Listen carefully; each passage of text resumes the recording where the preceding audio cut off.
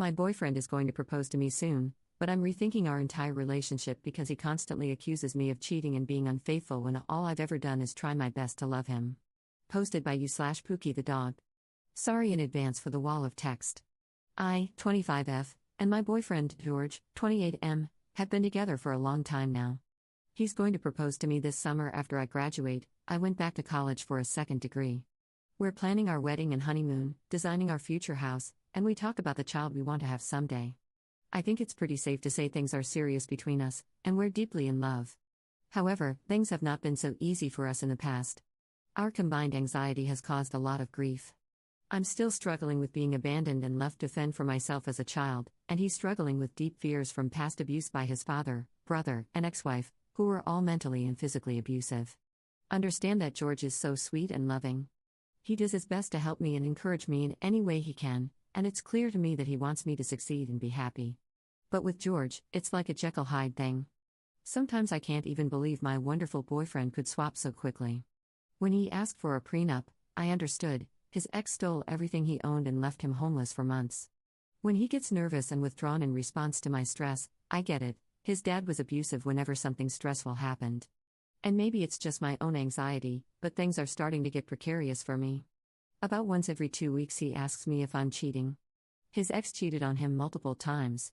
Sometimes he just randomly asks, "Are you cheating?" And I've been patient because I understand how anxiety can be. I make sure to always show him who I'm texting and Snapchatting, and I let him answer my texts when he hears the tone and see my call logs. Other times it gets more serious. Some months ago, he announced that he knew I was cheating because he found, in the trash, a carry-out bag and the remnants of a dinner for two from a restaurant he'd never been to. I pointed out that it was from the week prior when I'd gone to a cafe to meet my sister, and I let the leftovers go bad and just threw them out. But it was only after I showed him an Instagram picture of the meal and a pic of me and my sister from the same place that he believed me. Another time, he said he knew, he used that word, I was cheating because he saw a picture on Meet Me of me in my underwear in somebody else's house. I asked him to show me the picture, and he said it had already been deleted and admitted it was just from the shoulders down. I invited him to look at every piece of underwear that I owned to see if it looked familiar. He admitted, after searching, that the woman had been wearing a black bra, and he remembered I don't own one of those because I like white shirts and they always show underneath. After he remembered, he calmed down. This last time was the most serious of all. I've been stressed due to midterms this past week, and I've been nonstop studying in the library. I always study in the same place, by a window in the library, and he's come along and brought me food and helped me study. When I'm stressed, I can get pretty withdrawn, especially when I've got a lot to do. I noticed he was getting more and more nervous about it, which culminated, I thought, in my accidentally spilling water off my nightstand and swearing up a storm. I said over and over again that it had nothing to do with him, nothing was directed at him, he wasn't even in the room at the time, but he accused me of taking out my stress on him. After that, he was extremely withdrawn and moody. The next day I was boxing things up to send back home to my parents, and I heard music suddenly blaring from the kitchen and found George in there cooking dinner, which is something we always do together. I was in a good mood and tried to join him, but he didn't let me. He kept saying that I needed to stop being rude to him. I had apologized for every wrong he cited against me, but he maintained that he was just tired of my behavior and, in my mind, it felt like he was deliberately holding on to those past wrongs. This eventually led to a pretty huge fight, where I shouted at him that he was making my life hell right now on top of all my other stress, and he called me a CNT and a stupid bitch. I responded by calling him a childish jerk. He ran out the door to go buy cigarettes down the block, and I left too, and headed back to the library. I stayed there until 2 a.m., studying. When I got home, the first thing I noticed was that the front window was shattered. This scared the hell out of me. George has thrown things and broken things before, never at me, never my stuff, so I was afraid of what kind of mood he was in. I went inside and he was still awake, waiting for me. I didn't say anything to him, it was very late, I was tired, and I had an exam in the morning. So I took a shower to help me sleep, changed into my PJs, and prepared a bed on the couch because I didn't want to be near him. As I was settling in, he walked in and demanded to know why there's something white on my underwear. I couldn't even believe what I was hearing. He showed me my underwear, and it was so ridiculous, because he knew I'd been dealing with a yeast infection these past few days, which causes white discharge and requires whitish medication. The stuff on my underwear was so obviously not what he thought it was, but he absolutely believed it was. So we fought. I brought up the yeast infection and he seemed to realize that I was right because he immediately abandoned that argument and switched to how I'd been disrespecting him this past week, and he wouldn't stand for it anymore. I asked how I'd been disrespecting him. He brought up how I didn't walk him out of the library the times he'd joined me there. I pointed out that he always needs to leave before I'm done studying, so I want to stay and keep studying, and I think that's reasonable. He said I was ungrateful for his bringing me food and flashcards in the library. I said that I do remember thanking him, and he finally admitted that he was grasping at straws but that he did feel disrespected. I said that it was his anxiety, and I asked him to please realize that. I tried to remind him that we're best friends and we love each other, and I would never do anything to try and hurt him, but he snidely told me to go talk to my therapist about it. He doesn't believe in therapy. He wouldn't stop yelling until I hid under the covers, plugged my ears, and started crying. Then he shouted that I'm not a victim and finally left me alone, but my anxiety kept me up all night, and I ended up failing one of my tests the next day because I was so tired and my eyes were so grainy from crying. By the next afternoon, we were back on speaking terms. He admitted that he knew there wasn't white bodily fluids from another man on my underwear, because he drove by the library a few times and saw me studying there in the window where I always study. I felt very nervous about this because I realized that even with definitive proof, with his own eyes, that I didn't do anything wrong, he still went ahead and accused me. Recently we watched Horns together, and I mentioned that I thought it was unrealistic how the best friend became a psychopath out of nowhere. I thought, given they'd known him his whole life, there would have been some signs that indicated he was crazy, and his friends would have had a hunch. George said he wasn't surprised. He said he believed anyone could snap and become a rapist/murderer out of nowhere, and people could hide their true intentions no matter how well you think you know them. He cited the time his sister-in-law, married to his abusive brother, tried to strangle him out of nowhere. I know he's very distrustful of everyone, so I understand why he said that, but still, it made me afraid. The last few days have been so difficult for me.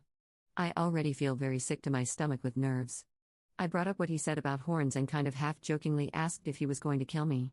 He said no, but that he does sometimes imagine punching me in the face.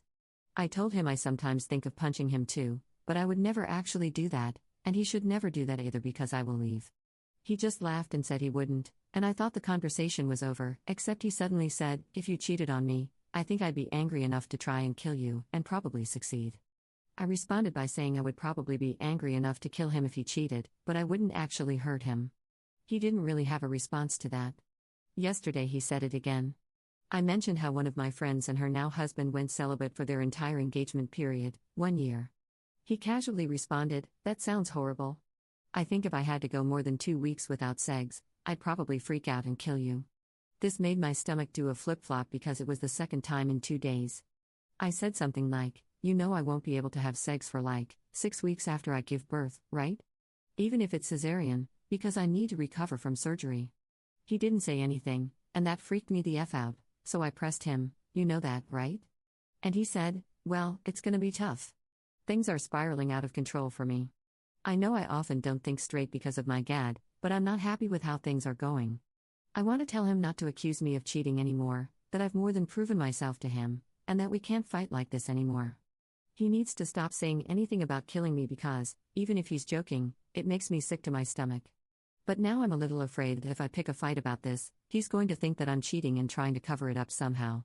Further, I'm worried that if I can't account for every minute we're apart, like cameras following me everywhere, then one day, if my phone dies, or if I get stuck in traffic, or if some male co-worker greets me inappropriately against my will, George will believe I'm cheating, and possibly kill me? /relevant comments. Commenter. I read this sub religiously and have for many years. This is probably the scariest thing I've read. This dude is going to kill you. I'm not kidding, you seriously need to get out of this relationship and get far, far, far away from this man. He is horrifying. Commenter 2. 1. He's convinced she's already cheating. 2. He has clearly stated he is willing to kill her for cheating. 3. He breaks things when he's angry. Put 1 and 2 together, up, and leave him before he breaks you. Your intuition is ringing right now, and you should definitely listen to it. Women's intuition is very useful in abusive relationships, and you should always listen to it if you have a bad feeling about someone. Look up how to leave an abusive relationship, because this is the most dangerous time, when he is most likely to try to kill you. He will be convinced you are leaving him for someone else, and he's willing to kill you over that, so you need to be prepared. I would suggest going to the police station and filing a report that your boyfriend has threatened to kill you multiple times and that you are going to leave him. You can either have family members or friends help you leave, or you can have a police escort help you get your stuff and you out of the house. Women are far more likely to be murdered by intimate partners than by anyone else. And of those, most are murdered when trying to leave. Be careful. Also, I bet your GAD will get a lot better once you're not constantly living in fear, having all your communication monitored, and worrying about whether your boyfriend is in the kind of mood where he's breaking windows in the house. Your GAD is your intuition screaming at you right now. Adds an edit to her post. Okay, I'm sorry I haven't posted. I've read your comments, mostly, and they didn't do anything to get rid of my fears. Just know that I've got the flu, I'm in the hospital, and so I'm safe, but miserable, lol, and seriously reconsidering my life choices. I'll try to respond properly when I can. I'm on mobile, and it sucks. Update 8 days later. The last few days have been very hard overall. I haven't gotten much sleep. I was way too busy driving and moving and planning and running and making life decisions and crying and pretending to be normal. My worldly possessions have been reduced to what I could stuff into my old cross-country duffel bag. My dogs are traumatized to the point that one of them is now fear-biting and cries whenever I'm not in direct contact with her, and the other is expelling toxic waste out of both ends. And I'm simply no longer recognizable as the person I was, physically and mentally. Never in a million years did I think I'd end up in this place. Everything was pulled right out from under me, and it's like I woke up in someone else's effed up life. But I'm alive, and that cancels out any of my irrelevant complaints. Last week, I got back from the hospital after a really nasty stomach bug, which I thought was the flu. I collapsed on the couch to sweat it out. I was in a lot of pain, but I still dragged myself to the store to get ginger ale and sports drinks because I didn't want to ask George to do it for me. I realized I needed to appease him however I could until I could figure out a plan, because the Reddit responses scared me and I decided I needed to get away. As soon as I got home, George poured me a glass of orange juice and told me to drink until I threw up. I explained the doctor's orders, but he insisted that enough orange juice would make me throw up or give me diarrhea and that would flush my system and get the toxins out. As unpleasant as throwing up, again, sounded, because I was really dizzy and weak, I decided to try the orange juice. All it did was burn my scratched-up throat and it didn't help settle my stomach, so I stopped drinking it and started drinking ginger ale. He got seriously annoyed by that and kept insisting I drink the orange juice. I told him that it burned my throat, and he said, "Well, your throat's just gonna burn anyways." No idea what that meant. He then asked me where my phone was. Apparently, he wanted to put on some music. I had no idea where it was, but as he started a full-on investigation for it, I remembered I'd had my r/relationships post open on Reddit at the hospital, but I had a mild fever and I couldn't remember whether or not I had closed it.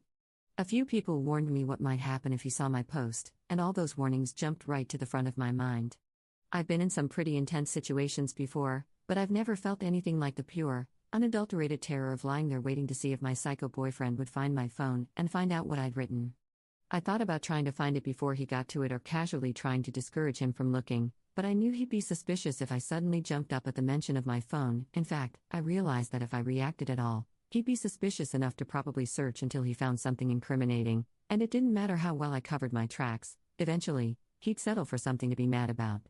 So I had to just lie there, pretending not to panic as he dug through my purse, my backpack, my car, twice. Finally, he called my phone and there wasn't any ring, and I remembered I'd put it on vibrate in the doctor's office. I thought I was saved for about 5 seconds, but then he went and turned off the noisy air purifier, so there was absolute silence, and called again, and I could hear my phone vibrating. He found it in my jacket pocket, and I swear to God I've never seen anything more beautiful than my tiny blank home screen reflected in his glasses. He put on music and shut himself in the computer room. After an hour or so, I passed out. When I woke up, it was still nighttime, and he was sitting across from me drinking a beer, and the first thing he said was that apparently his parents were giving away all his childhood things. I guess he called home while I was asleep. I told him I was sorry to hear that. I could see he was in a really bad mood, but I was ill enough and scared enough that I didn't care at that moment. I just wanted to go back to sleep. He told me again to drink the orange juice. I explained again about how it burned and didn't help my stomach like the ginger ale, and he said something like, "Sometimes I think people refuse to do things purposefully because I ask them to. Like maybe I should just tell people to do the opposite of what I want, so they'll actually do something good for themselves. And I really am scared of him because I don't know what he's going to do to me." So I drank the effing orange juice, and I tried to throw up, and that was the absolute worst pain I've experienced in a long time. It felt like someone stabbed me in the sternum. I actually cried a little and got one of those mini blackouts you get when you sit up too fast in the morning. George was standing there while I retched in the tub, and at one point, he did put his hand on my shoulder and ask if I was okay, but he didn't stick around and wait for me to regain my composure. He left the bathroom, and when I found him again, he was on the computer watching YouTube videos. He didn't say anything to me the rest of that night, and when I told him good night, he didn't respond. I decide I'm going to wake up early and go straight to my therapist. I never want to feel that fear or helplessness again, over anything, least of all whether or not I closed a stupid app on my phone. As soon as the center is open, I go to my therapist for a crisis walk-in and tell him everything. He confirms that George's behavior is troubling. I say I'm scared and that I need help, and he gets me in touch with a victims of domestic violence thing that's apparently set up by the university. I hate that all of those words now apply to me, and even as I write this, I still don't think they're accurate.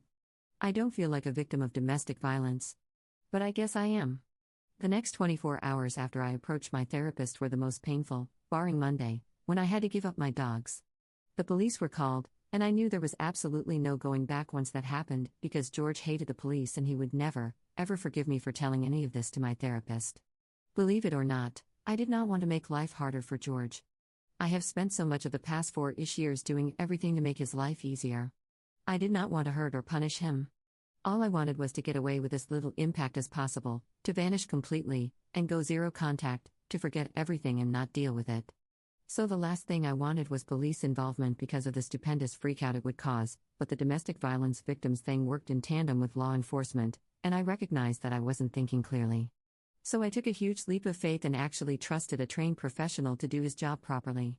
I was really surprised when a kind-faced woman in a pink blouse stepped into my therapist's office 20 minutes later, introduced herself as a domestic victim advocate, listened sympathetically and non-judgmentally to my sob story, and proceeded to escort me everywhere for the next few hours. She had a gun on her belt, and she was an actual trained cop, so I felt as safe as someone like me could feel, considering what I was doing. The kindness my advocate showed me was so far beyond anything any stranger has ever expressed toward me in my life. She gave me a chocolate bar off her desk that she'd obviously bought for herself earlier, offered me her lunch, packed me a to-go bag with water bottles and a can of dog food for my puppies, and told me sincerely that she wished there was anything she could say to comfort me when she and 3 other officers walked with me into my and George's apartment for the last time. I just told her that I understood. Nothing could really be said because it just sucked, but I was glad she was there. I threw clothes, a few pictures, some papers, my travel toothbrush, and my phone charger into a bag and pretty much sobbed more hysterically than I thought any sane person could ever sob. It was very embarrassing, but I couldn't stop. To an outsider with a normally functioning brain who can't understand exactly what it's like to be in my shoes, I probably seemed really weak and pathetic and stupid. But to me, getting out didn't necessarily feel like a good thing, it felt like a disaster. I was ransacking my own home. George was everything to me, and everything in my body was saying that I was destroying the only real love I'd ever have and betraying my best friend for no reason, especially when I saw a note on the fridge he'd left for me with a dry erase marker: "Dogs pooped this morning. They'd both been fed and Pook's got her medication. Have a great day, honey, I love you."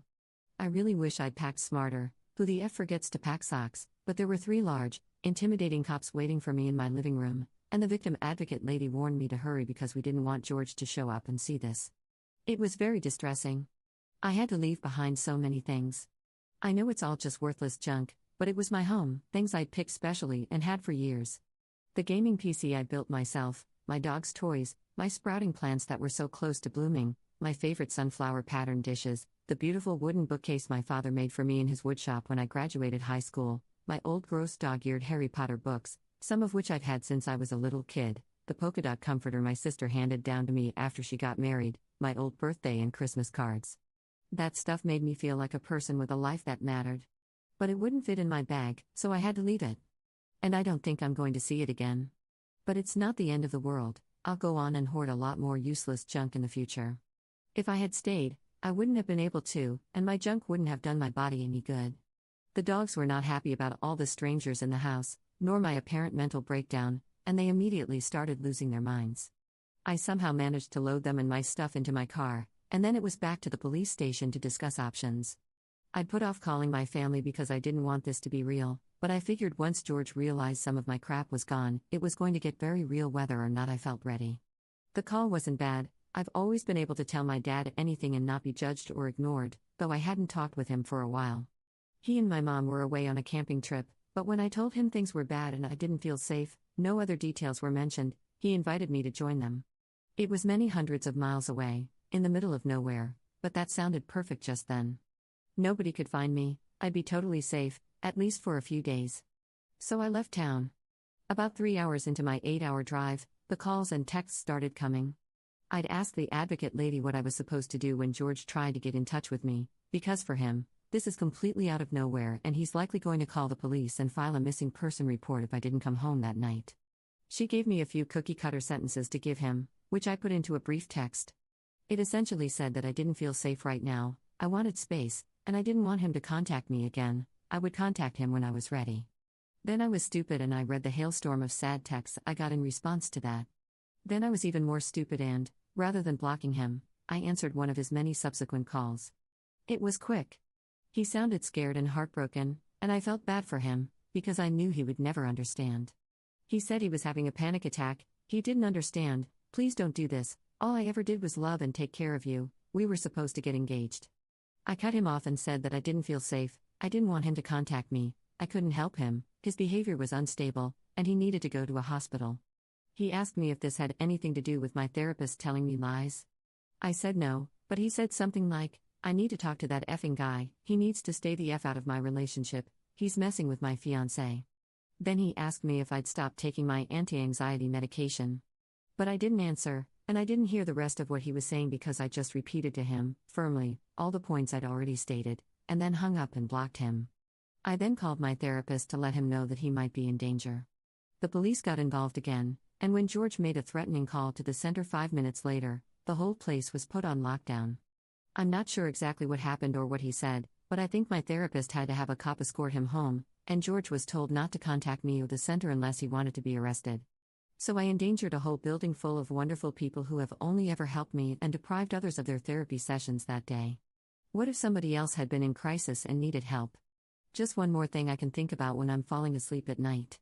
My parents aren't touchy-feely, but my dad let me hug him and cry on his shoulder for about 30 seconds and then cheerfully pretended like nothing was wrong. He wiped my laptop and phone in case of keyloggers while joking around with me about the dogs and school and unrelated stuff, which is his way of dealing with problems. To be fair, it works really well most of the time.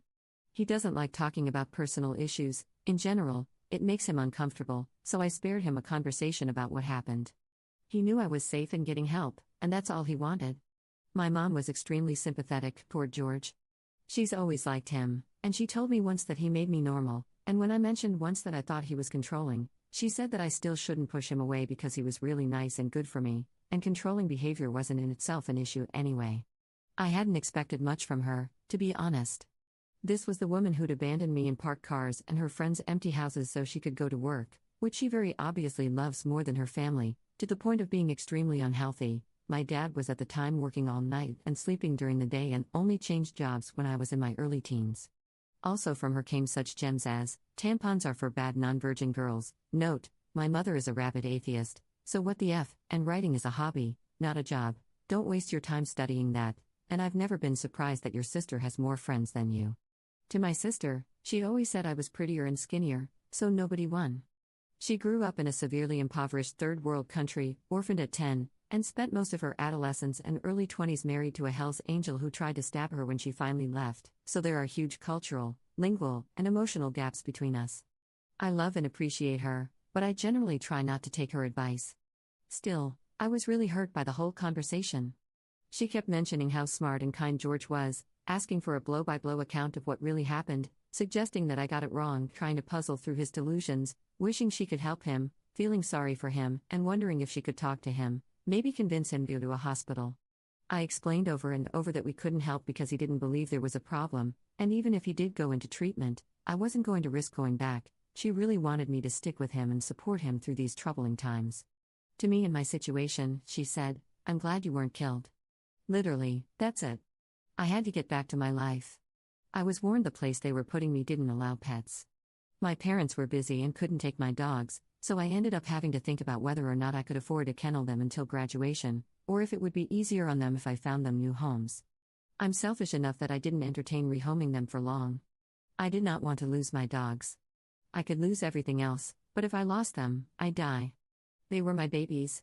They used to sleep in my bed before George kicked them out, and they were the only ones I could cuddle and cry on during this whole nightmare. They were my strongest emotional support. So I swallowed my pride and called Sarah, a friend I've known for a couple of years now. I haven't kept up contact all that well because with George, it's just easier to have as few relationships as possible to avoid anyone texting me too often or mentioning anything that he could be suspicious about. She was glad to hear from me. I asked if she knew anyone who could take my dogs for a day or two until I figured out where to keep them. She called a friend of hers who agreed to take them. Then she asked if everything was okay. I thought about lying, but I figured I owed her the truth, or at least a part of it.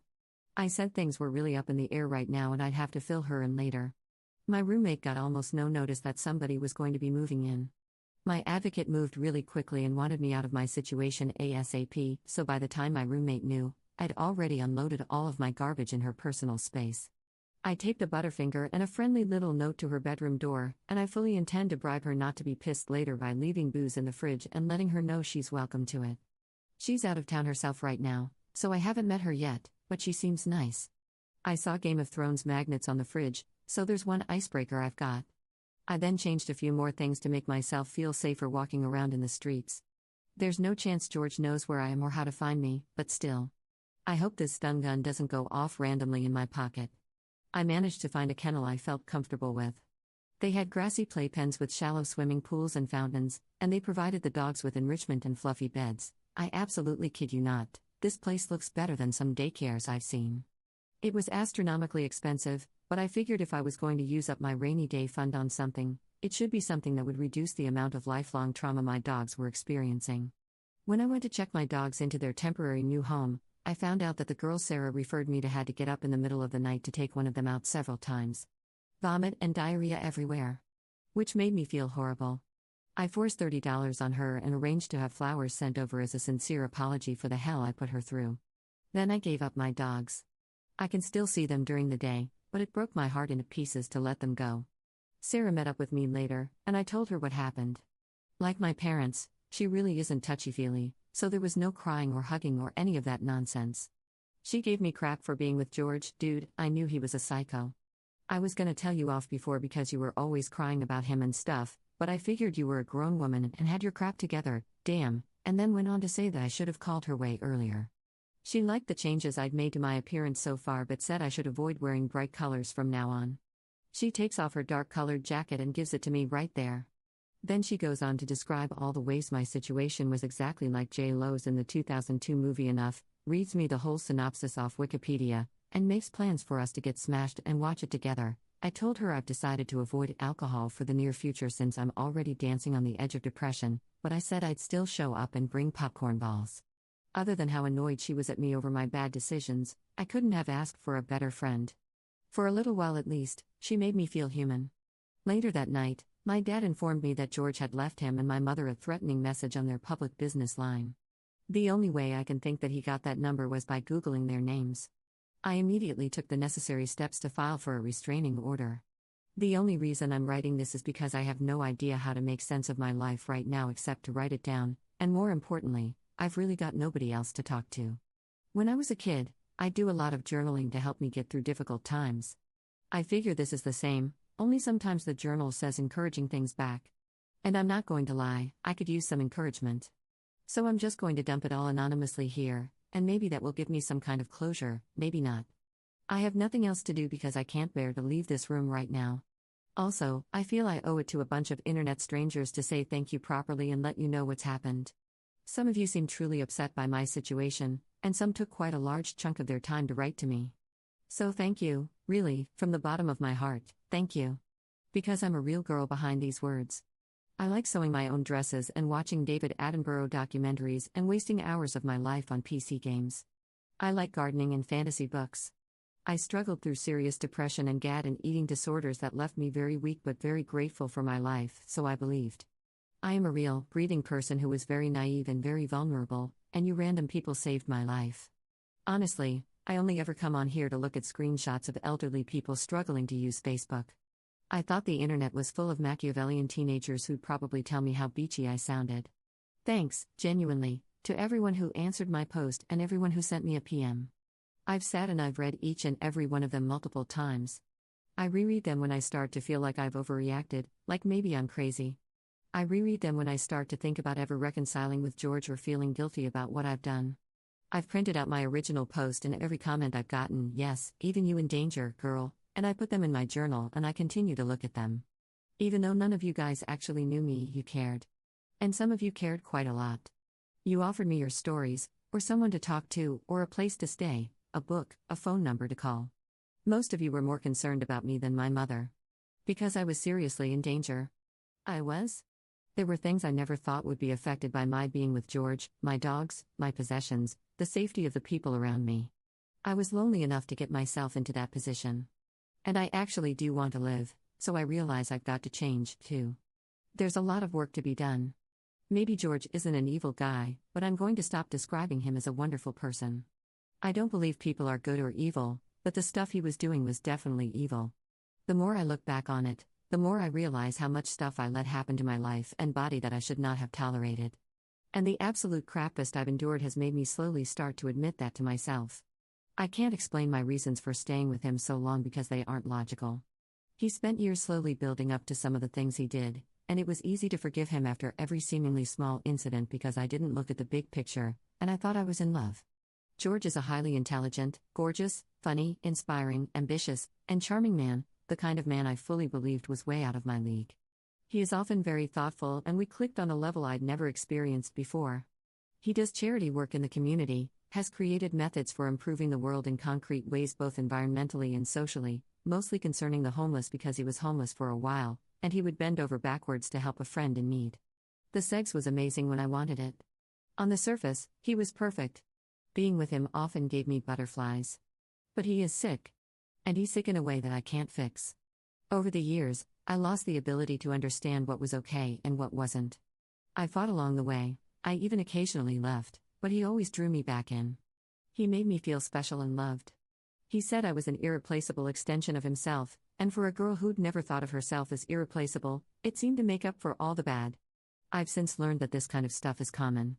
I'm going to try my hardest to educate myself and change how I approach relationships, because I now understand that I'm just as sick as George, although in a different way, and if I don't do anything about it, I'll likely end up with another George somewhere down the road. I've ordered the following books, and I intend to read them and to continue therapy so that this never happens to me again. Why does he do that? Lundy Bancroft. The Gift of Fear, Gavin de Becker. Safe People, Dr. Henry Cloud, Dr. John Townsend. The Science of Trust, John M. Gottman. Daring Greatly, Brené Brown. These are just a few that were suggested to me, by you and my therapist. If you have other suggestions that have helped you, or someone you know, through a situation like mine, please let me know. In the past few days, I felt a huge upwelling of pure gratefulness for being alive. There are still a lot of things I need to deal with, but I've got a lot of support moving forward, along with a victim advocate. My university provides free legal counsel. So I think I'm going to be okay. Cookie the Dog Feelings Update. Alright, guys, check your spelling because all this crap's going in the scrapbook. You think I'm kidding? You see if I'm kidding. I love you guys, and it's seriously like this in here for me reading your responses. I've just started pelting people with upvotes in lieu of 1,000 thank yous because I really am so grateful for your encouragement and your kind words. This has made my life. Also, a few people have mentioned the possibility of poison, so I thought I'd let you know I'm going to the docs tomorrow to see if there's any chance of that. But I'm stable, I think, and there's no evidence of damage thus far. Hopefully, the orange juice thing was just a weird power play and not something more sinister.